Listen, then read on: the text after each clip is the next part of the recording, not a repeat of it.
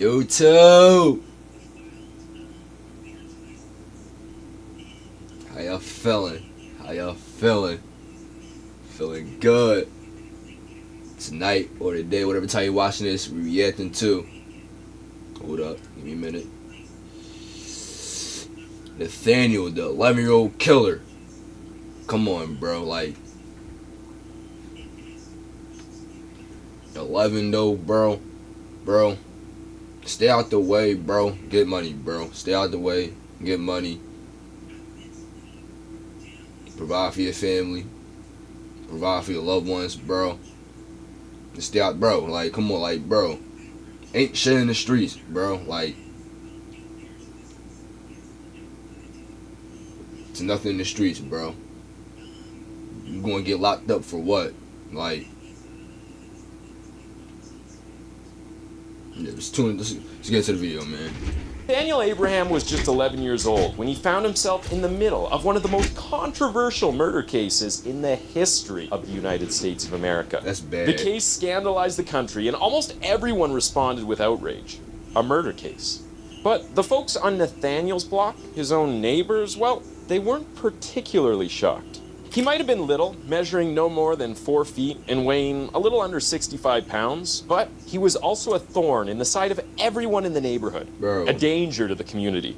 He threatened my grandsons all the time. He threw rocks at my mom's house. Like, there's no reason you should be doing this, bro. Like, bro, when I was 11, bro, I was in the crib playing the game, or I was outside playing manhunt, bro. Like, bro, be a kid, bro. Be a kid, bro. You don't gotta be like everybody else, bro.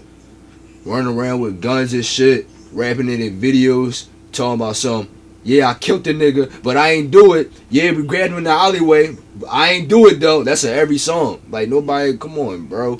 He was dangerous. And she wasn't alone. That's how songs, bro, don't look at me like I'm crazy, bro. That's how songs be. They be like, come on, I'm not. Neighbor, you don't know what I'm talking about. Shared a similar sentiment. Because according to her, when they were both 9, Nate had threatened her with a gun.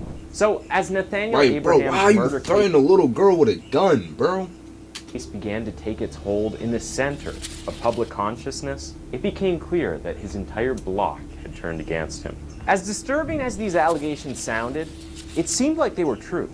All of his neighbors wanted him locked up, except one. Only one neighbor on Nate's block came to his defense when the cameras started rolling. He didn't try to downplay or dismiss claims about the boy. I think that's crazy for him to be charged as an adult. He's only 11 years old. Bro, this neighbor was he convinced fucking killed somebody, you idiot. That the little boy wasn't the devil. He was just a broken child who made terrible decisions. This man had also experienced a version of Nate that his neighbors hadn't got the chance to see. He wanted the government and the prosecutors to go easy on the young boy. Why? Because Nathaniel Abraham was an 11-year-old boy charged with the murder of an 18-year-old named Ronnie Green. Because in the most controversial turn of events, the state of Michigan was willing and ready to try him as an adult due to the severity of his crime.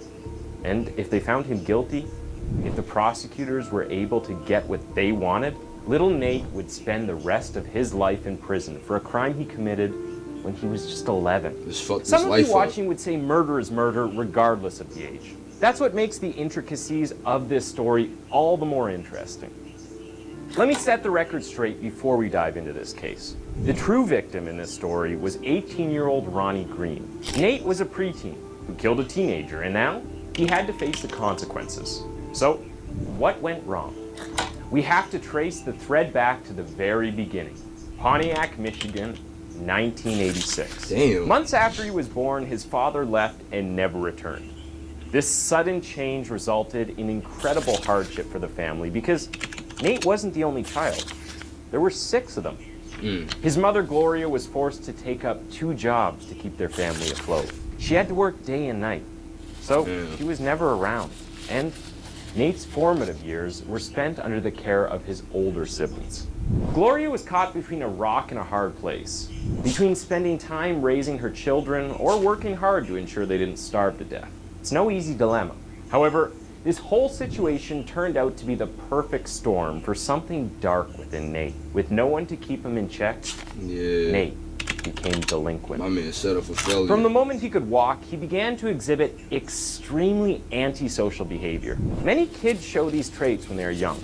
Parents corrected and rooted out, but no one was around to do that for Nate. So it grew into something so ugly that by the time that he was 9, he had become a troublesome child with a rap sheet of a serious middle-aged criminal. From the age of 9 till 11, Nate had 22 police encounters, some for arson, a couple of others for assault, and several for breaking and entering. Out of those 22, at least 5 involved the use of a weapon. One involved a 14-year-old that he beat with a steel pipe, and the last involved an adult, a bus driver. At some point, he became such a problem in the neighborhood that the prosecutors would later reveal in court that a neighbor moved out of the block because of him. That same neighbor would also say, quite prophetically, that someday Nate was going to kill somebody. Now, you are probably wondering what Nate's mother did during this period. At some point, she began to feel helpless when almost every day there was someone knocking on their door reporting Nate's latest crime. One major reason why she felt helpless was because that she had actually gone to the police for help. She wanted them to intervene in her son's situation, but they referred her to the juvenile court. And when she got there, they sent her back to the police, telling her that her word wasn't enough. No one was prepared to help. Nobody was ready to intervene. Now, remember when I said Nate was born into a perfect storm? There was one more piece left for the chaotic future he was now destined to have. The 1980s was a very interesting decade in American history. Ronald Reagan became president. Who? CNN became a thing. There were those interesting-looking Macintosh computers, and then there was violence. Widespread violence in major cities like New York and Chicago. However, the most troubling part of the 1980s was the spike in the level of violent crimes committed by juveniles. Between 1980 and 1994, the number of juvenile homicide offenders doubled. And according to FBI clearance statistics from that time frame, the juvenile responsibility for all homicides in the country grew from 5% to 10%. The quick answer to why this was happening was the crack epidemic of the mid-1980s. In the inner cities, it had become a plague, and it wasn't long before those drugs got paired with guns and juveniles. Now, the progression from drug trade to gun violence is Stay away from drugs. I'm trying to tell you, bro. Stay out the way, bro. Like, stay away from drugs. Like, alright, I'm a cutie bean, bro. Smoking, cool. But, like, bro. How I put it? Yeah, smoking cool, bro. You don't gotta pop pills, you don't gotta snort crack, like, bro, you don't gotta do none of that, bro. Just stay out the way, bro. Do your thing. You can smoke, you can drink. Ain't nothing wrong with that, bro. Just don't be addicted to that shit. Like, in fact, many would agree it's natural and expected. But how did kids get into the mix? Well, drug traffickers at the time... See how you said, fucking, how the kids get in the mix? Don't let these old heads, fucking, my fault, the cussing. Don't let these old heads, what's the word? Influence you. Don't let them influence you, bro. Cause, like, bro, surround yourself by good people. That's what I'm trying to say, bro. Found that children and teenagers... You surround yourself by good people, bro, you're gonna come out good. Children worked as low-level sellers, carriers, and lookouts, while working for less, taking greater risks, and escaping detention. Because, at the time, no one would have guessed that an 11-year-old standing on a street corner was a drug dealer. And even when these kids got caught, their age implied innocence, and it meant that they escaped punishment. From the drug dealer's perspective, these juveniles were beyond perfect. So, it wasn't long before these same juveniles came in contact with guns and began using them for their own protection. Even if they didn't need to. They aspired to use them because guns had become a status symbol for the drug-dealing lifestyle that these kids now wanted to be a part of. And that's why just a decade earlier in 1976, records showed that less than 2/3 of juvenile homicide offenders used a gun. And by 1994, 82% of juveniles used a gun in cases of homicide. This was the background of Nate's childhood. And while there is no record of drug dealing activity on his juvenile record, it wouldn't be wild to suggest that he found himself in that crowd, and that it was that crowd that enabled his truancy. Where else do you think he got the gun he used? His mother didn't know the gun. Now, as expected, the government's response to this spike of violent, gun-fueled juvenile delinquency was to turn to the law. So, as the 1980s progressed, a growing number of states passed laws stipulating that kids under 17 could be tried as adults for certain crimes. It was a weird way to deal with the problem because they weren't seeking direct solutions. They were just adding to the punishment. Supporters of this law, who happened to be civilians like you and me, took to the streets, waving banners and slogans that read, "Adult crime, adult time." And by 1992, more than 40 states had passed laws for trying children as adults. But no state's version of the juvenile justice law matched the severity of Michigan's. Michigan, the same state that Nathaniel Abraham was born in, raised in, and would commit his devastating crime in, set no limits on the age that a child could be tried as an adult. They called their law "Get Tough on Juvenile Offenders." In fact, when one of the state senators who pushed for this law was asked if a child as young as 4 could be tried as an adult, his answer was a resounding yes. The stage was now set for Nathaniel Abraham's crime. And 3 years after that law was passed in 1997, when 11-year-old Nathaniel Abraham shot 18-year-old Ronnie Green, he became the scapegoat of a law that set the scene for the country's most controversial juvenile murder trial to date. On the 31st of October 1997, there was a commotion in Lincoln Middle School. There were police officers in the 6th grade class, and they were reading their rights, not to the class teacher, but to 11-year-old Nathaniel Abraham, dressed up in a Halloween costume. A day before, on the 30th of October, 1997, an 18-year-old boy named Ronnie Green had passed away after fighting for his life for almost 24 hours. He had been shot in the head by a single bullet from a .22 caliber rifle. Bro, he 11 As holding investigators that gun, scrambled bro. to find out who this killer was, they discovered that on the day before, 11-year-old Nathaniel Abraham had stolen a .22 caliber rifle and gone shooting outside. He shot at a neighbor's house first, narrowly missing the man who owned the house. And moments later, he stood in a cluster of trees about 200 feet away from a convenience store, took aim, and fired a bullet that would hit 18-year-old Ronnie Green in the head and kill him roughly a day later. While Nate admitted that he was the one who shot Ronnie, he denied targeting him. Instead, he claimed that he was only aiming for light bulbs and trees. The shot that killed Ronnie Green was, by his own admission, an unfortunate error. The prosecutors weren't buying it. Despite the fact that the 11-year-old boy had never met Ronnie Green before the shooting, they were convinced that he had deliberately set out to kill someone that day. If you're wondering what fueled the prosecutor's conviction, well, they had evidence that Nate had spoken to his girlfriend, saying that he was going to kill someone on the morning of Ronnie Green's tragic demise. And that, after the shooting, he had bragged about the kill he made to his friends. See, like, shit like that, bro, like, if you gonna do dirt, bro, why would you, like, that's the dumb shit I be talking about, bro. That's the shit I just said in the beginning of the video. Yeah, I shot him in the head, but I ain't do it. Then he he recording it on Instagram Live or on TikTok bragging about it. Like, bro, how dumb are you? Michigan's Get Tough on Juvenile Offenders law, the prosecutors received permission to try Nate as an adult, charging him with first-degree murder and several other felonies. Nate was arrested. That's what he get. I don't feel bad, bro, because he was just bragging about it. And he was sent to Oakland County Children's Village, a juvenile detention center in Michigan, while he awaited trial. The arrest was deeply controversial. Controversial enough to deeply divide the country along several ethical lines. While there were many unwilling to contribute to the discussion, there were many more who thought that this was a fitting punishment for the 11-year-old Nate. There was an overwhelming majority, especially in the black community, who were against the decision.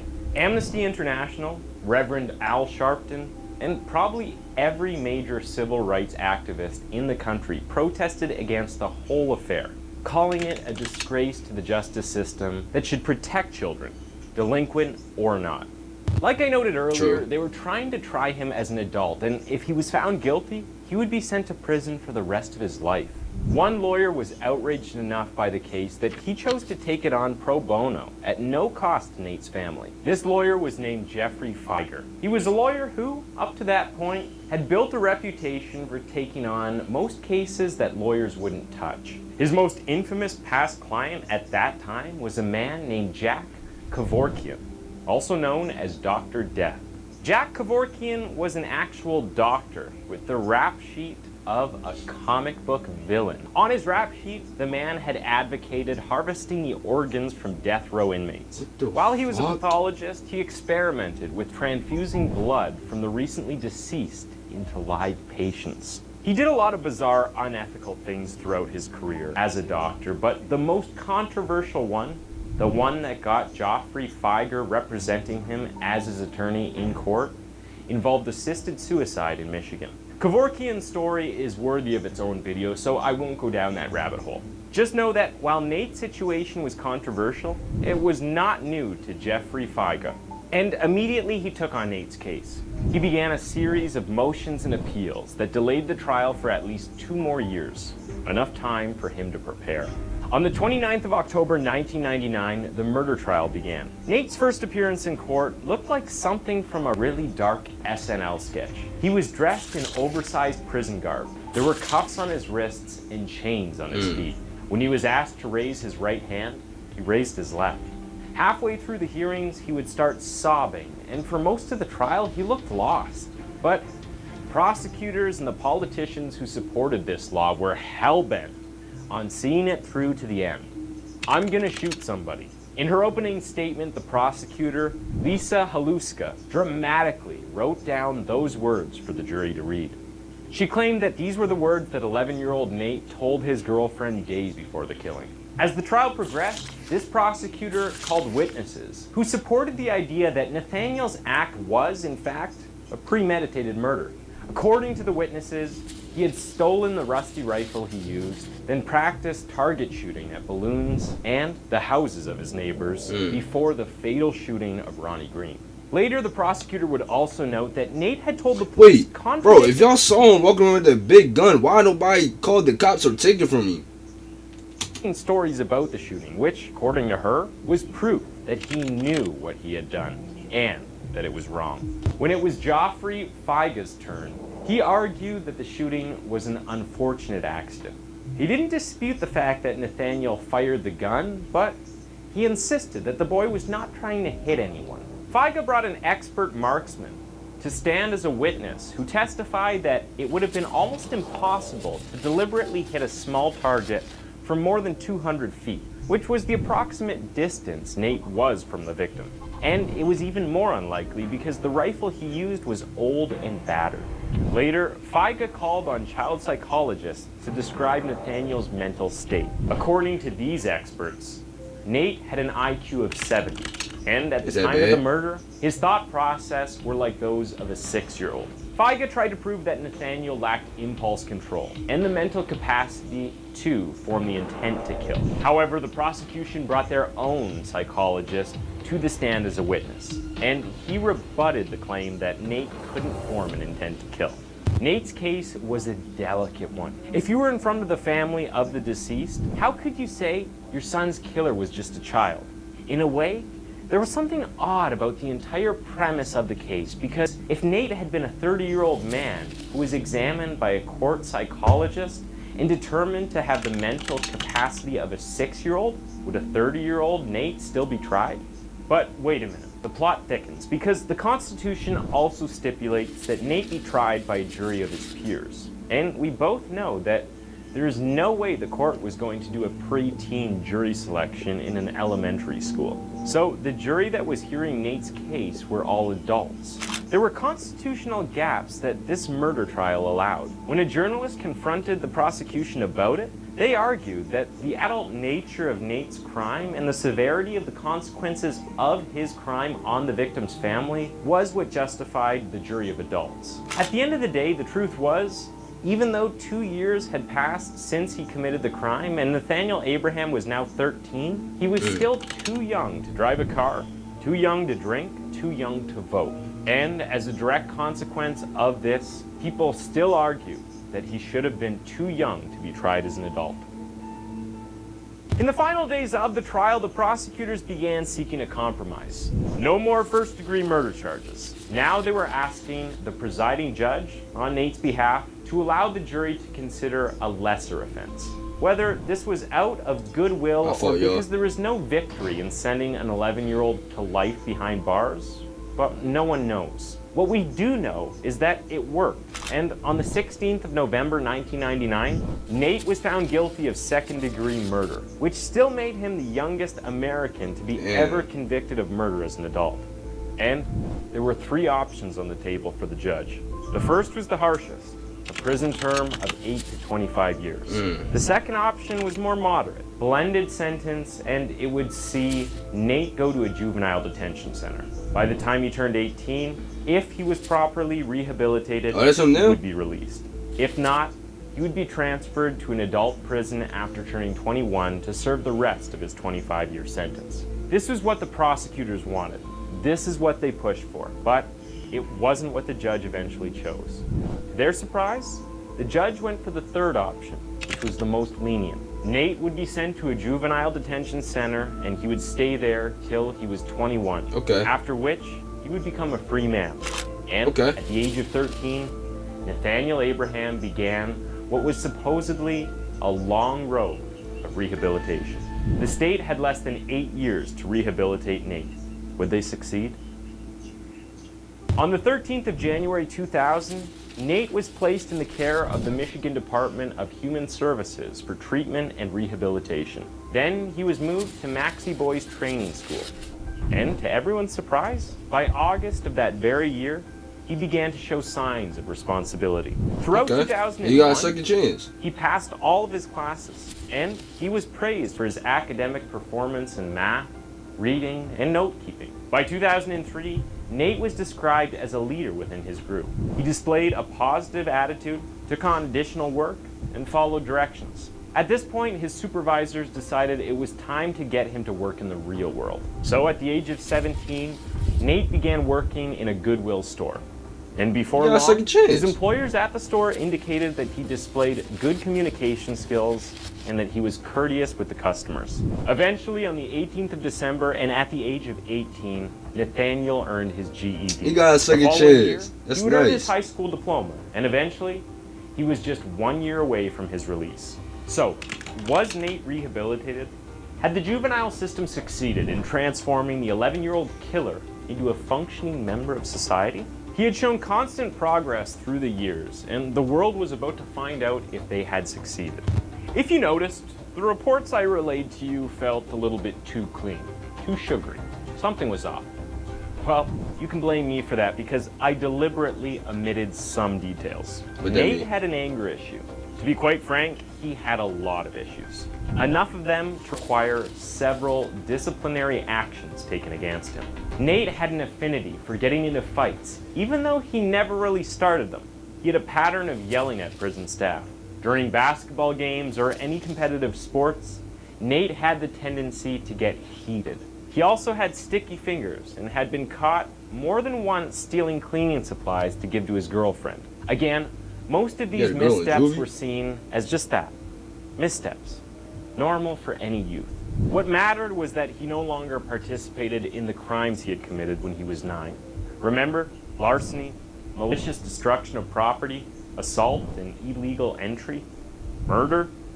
Nathaniel Abraham hadn't killed anyone in the 8 years since the trial. So on the 18th of January 2007, after spending nearly a decade in juvenile detention, Nate was free, released into society. He was a free man. I wish this was the end of the story, and I wish I could wrap it up here with some Disney-esque happily ever after. But, unfortunately, there were more issues ahead for Nate. For the first 18 months of his newfound freedom, nothing remotely criminal or remarkable happened to Nate. Unfortunately, in May of 2008, Nate was arrested again in Pontiac with 200... You had a second chance and you fucked it up, you dickhead. 54 ecstasy pills in a liquor bottle. Bro. He was sentenced to 4 to 20 years in prison. Oh but my eventually got paroled God. You had a in June second 2017. chance. Did the rehabilitation fail, or was this just another Bro. misstep that Nate would learn from? Well, consider this. After he was discharged from parole in July of 2018, on the 6th of August of that same year, Nate got into more trouble with the police after he exposed just don't want himself freedom. in front of a 46-year-old neighbor who had declined his offer to cut her lawn. 2 days after that incident, he struck deputies who tried to take him into custody for skipping a court appearance. He was charged with resisting and obstructing police, a felony punishable by up to 4 years in prison. Had the system failed Nate, or was this his own doing? That's his own doing, Or better bro. still, undoing. In 2019, Nate, who is now 33, was handed a 6 to 40 year prison sentence for selling drugs to an undercover police officer in Farmington Hills. Before the sentence, he had Bro. pleaded guilty and shown remorse for his This nigga actions. just keep This fucking was up. probably the reason why the judge had been extremely lenient when sentencing him. Because under normal circumstances, he would have had to face another life sentence because of his frequent problems with the law. Nate wasn't alone in court on the day of his sentencing. His mother, siblings, and every relative that had been by his side since the start of his troubling journey with the law almost 20 years before was present. And when the cameras turned to his mother, when the questions about the support she had for her son came up, Gloria Abraham was unwavering. Nothing had changed on her end. "I believe in my son," she said, "and of course, society doesn't know his life. He will do okay. He's a strong young man." Come on, Thanks bro. for tuning in to Twisted Minds. That was the case of Nigga had a second chance and you fucked it up, bro. Bro, just stay out the way, bro. Stay out the way. Do your thing, bro. Don't get influenced by these dumbass niggas. Like, bro. And if you get a like, bro, even if you get booked, bro, don't fuck up your second chance, bro. A lot of niggas don't get a second chance. This is my cat Sneakers. She 11 years old, she turned 12 this year. Yeah, bro. Like, bro, I ain't. Like, I was happy for him. I was happy for him. He got a second chance. He got A's on his juvie test. I think that's what he said. And he just fucked it all up.